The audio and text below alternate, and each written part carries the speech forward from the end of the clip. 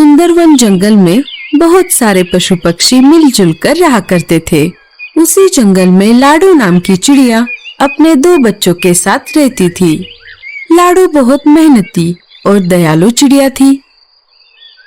दिन होते ही अनाज की खोज में जाना और शाम होते ही वापस आकर अपने भूखे बच्चों को खिलाना, यही लाडो का काम था।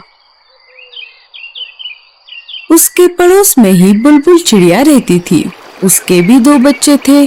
उसका घर मिट्टी का था, उस वजह से उसे गर्मी के मौसम से बड़ी राहत मिलती थी।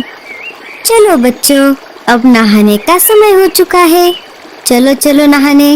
नहीं मम्मी, हमें नहीं नहाना। हम घर से बाहर कहीं भी नहीं जाते, फिर भी आप हमें रोज रोज नहलाती हो। अरे बच्चों, तुम दिन भर खेलते रहते हो, इस वजह से तुम गंदे हो जाते हो। अगर रोज नहीं नहाओगे तो तुम्हारे पंखों से बदबू आने लगेगी।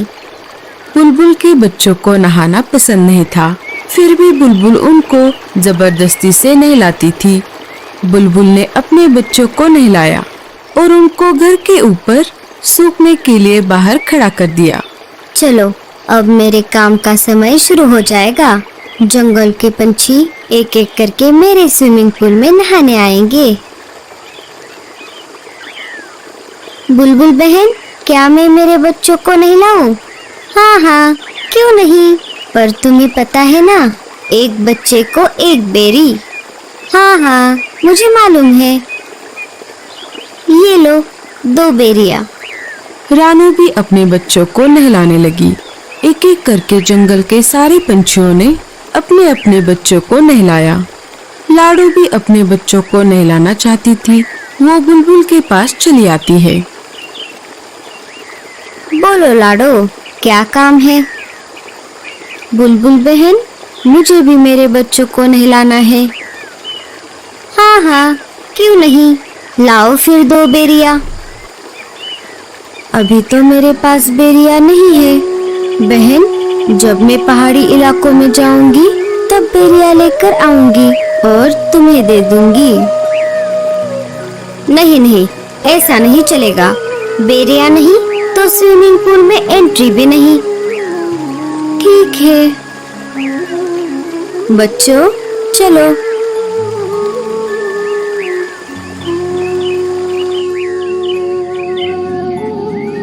माँ, हमें भी बुलबुल आंटी की स्विमिंग पूल में नहाना है। लाडो ने बच्चों को समझाते हुए कहा। नहीं बच्चों, हम नहाने के लिए नदी में जाएंगे, वहाँ का पानी साफ सुथरा है। लाडो अपने बच्चों को स्विमिंग पूल में नहलाना चाहती थी। बेचारी लाडो कर भी क्या सकती थी। बेरियों का पेड़ ऊंचे पहाड़ी पर था और लाडो अपने बच्चों को अकेला घर पर छोड़कर उतनी दूर नहीं जाना चाहती थी। वो अपने बच्चों को लेकर नदी पर आ जाती है और एक एक करके उनको नदी के पानी में नहलाती है।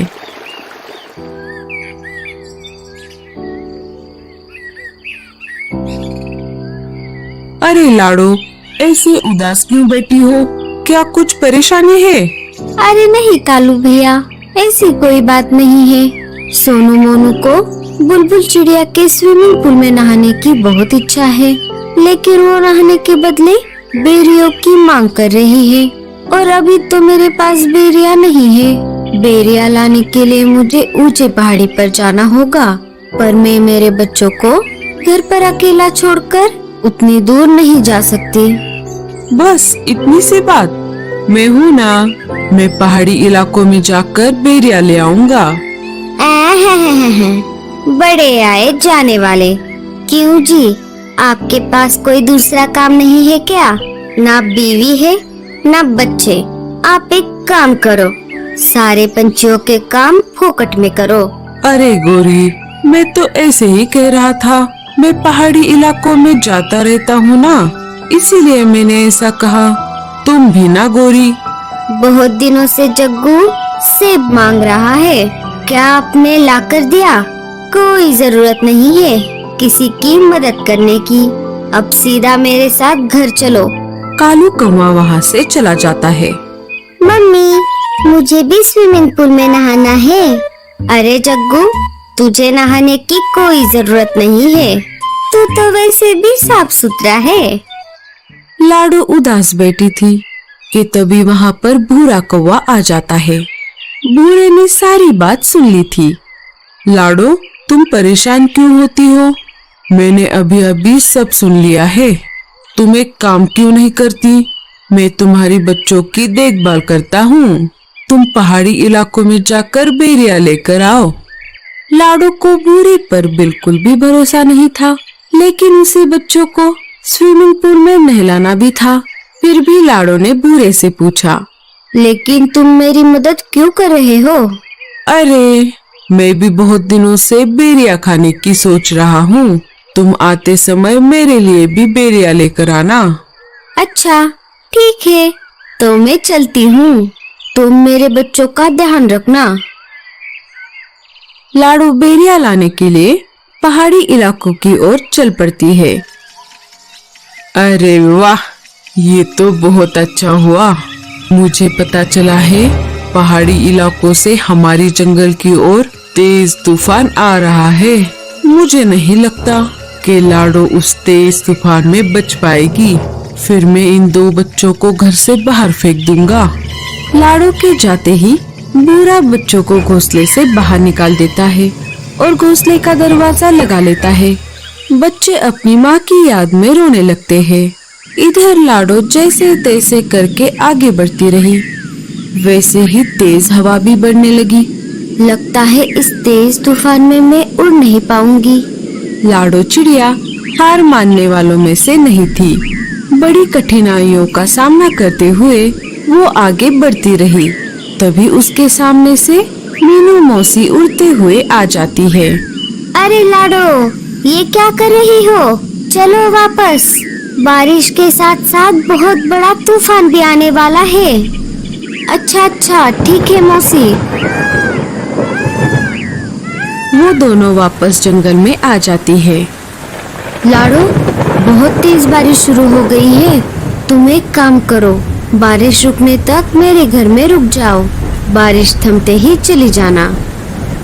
दोनों मीनू मौसी के घोंसले के अंदर चली जाती है। बारिश अपने जोरों पर थी। मेरे बच्चे ठीक तो होंगे ना? इधर बेचारे बच्चे तेज बारिश में भीग रहे थे। वो दोनों एक पेड़ की डाली पर बैठ जाते हैं, जहाँ पर कम बारिश का पानी आ रहा था। तभी उनको उस पेड़ के तने से आवाज आती है, बच्चों इधर आओ। बच्चे अंदर चले जाते हैं। इधर भूरा कौवा मजे में घोड़े बेचकर सो रहा था। तभी एक तेज हवा का झोंका आ जाता है और भूरे कौवे का घोंसला पानी में गिर जाता है। भूरा घर का दरवाजा खोल नहीं पाता और वो डूब जाता है। थोड़ी देर बाद बारिश कम हो जाती है। लाडो वापस अपने बच्चों को देखने उसके घोंसले की तरफ आ जाती है और देखती है तो क्या, उसका घोंसला तो वहाँ पर नहीं था। वो सब तरफ खोज करने लगती है। तभी उसे बुलबुल चिड़िया मिट्टी में दबी हुई दिखाई देती है। लाडो, मुझे बचाओ। मेरा मिट्टी का घर बारिश में गल गया और मैं मिट्टी में धंस गई। अपनी जान की परवाह न करते हुए लाडो बुलबुल चिड़िया को गीली मिट्टी से बाहर निकालती है। लाडो, मुझे माफ कर दो। मैंने तुम्हारे साथ बहुत बुरा बर्ताव किया। लाडो बुलबुल को कुछ न बोलते हुए अपने बच्चों को खोजने लगी। तभी पेड़ के तने से बच्चे बाहर आ गए और अपनी माँ को पुकारने लगे, माँ, हम यहाँ पर है। लाडो अपने बच्चों को देखकर बहुत खुश हो गई। अरे मेरे बच्चों, तुम कहाँ पर गए थे? माँ, आपके जाते ही उस भूरे अंकल ने हमें घर से बाहर निकाला था और हम यहाँ पर आ गए थे। हमें इन बूढ़ी दादी ने बचाया। माँ जी, आपका बहुत बहुत धन्यवाद। अगर आप मेरे बच्चों को आसरा ना देती तो मेरे बच्चे इस तेज बारिश को सह नहीं पाते। कुछ दिन गुजर जाते हैं। फिर एक दिन सारे पंछी मिलकर जंगल के बीचों बीच खुले मैदान में एक बड़ा सा स्विमिंग पूल बना देते हैं जिसमें वो रोज नहाने लगते हैं। दोस्तों, आपको स्विमिंग पूल में नहाना अच्छा लगता है या नदी में? हमें कमेंट्स में जरूर बताना।